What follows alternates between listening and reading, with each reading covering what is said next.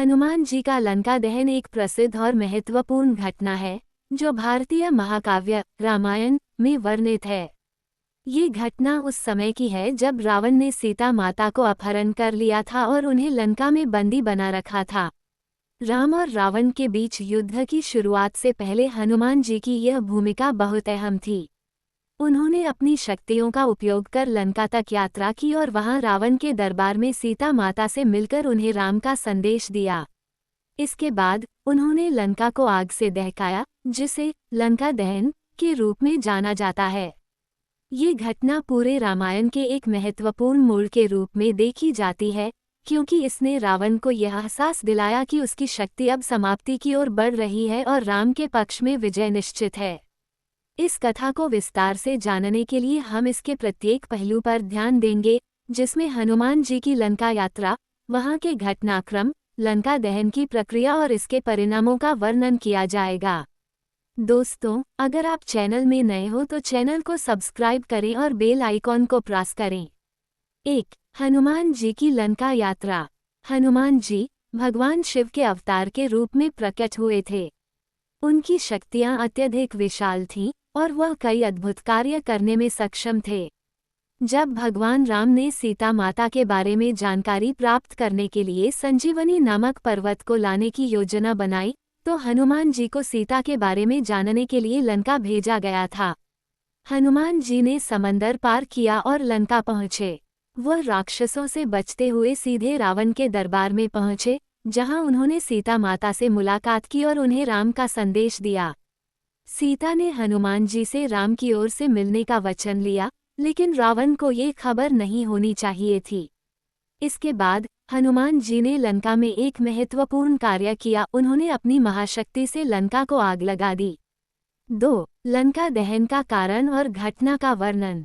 लंका दहन की घटना उस समय हुई जब हनुमान जी रावण के दरबार से वापस लौटने के बाद राक्षसों के द्वारा पकड़े गए।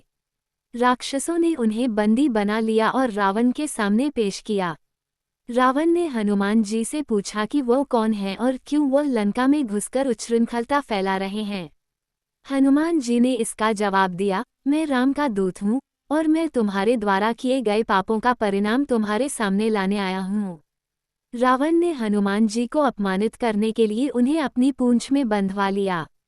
जब हनुमान जी की पूंछ को आग में डाला गया, तो उन्होंने अपनी अद्वितीय शक्तियों का इस्तेमाल करते हुए अपनी पूंछ को बढ़ा लिया और उसे हर स्थान पर लगाते हुए लंका के हर कोने में आग लगा दी। 3. लंका दहन के प्रभाव और परिणाम। लंका दहन से रावण के दरबार और महल में भारी हड़कंप मच गया।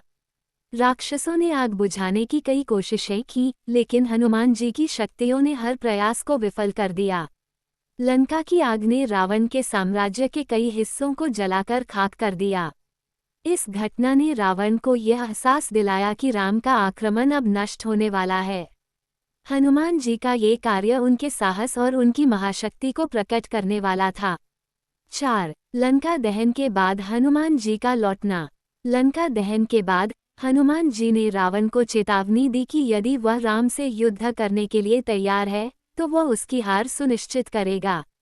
इसके बाद हनुमान जी ने सीता माता से फिर से मुलाकात की और उन्हें राम के संदेश के साथ आश्वस्त किया कि उनका उद्धार जल्द ही होगा। फिर वह लंका से वापस लौट आए और राम के पास ये संदेश पहुंचाया। 5. लंका दहन का सांस्कृतिक और धार्मिक महत्व। लंका दहन की घटना केवल एक युद्ध की घटना नहीं थी, बल्कि यह श्रीराम के विजय के प्रति विश्वास और उम्मीद का प्रतीक भी थी।